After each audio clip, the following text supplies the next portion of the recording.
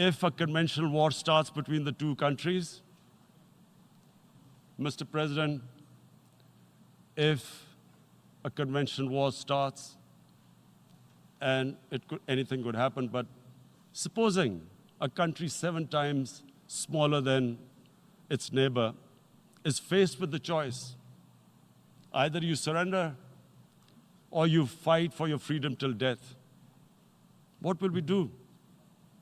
I ask myself this question. And my belief is, La ilaha illallah, there is no God but one. And we will fight. And when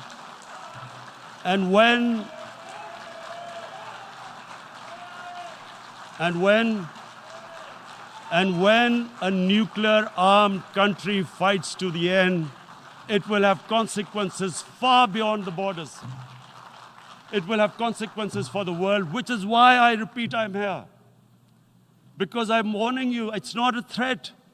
It's a fair worry that where are we headed? And I've come here to tell the UN, you've got to, this is a test for the United Nations.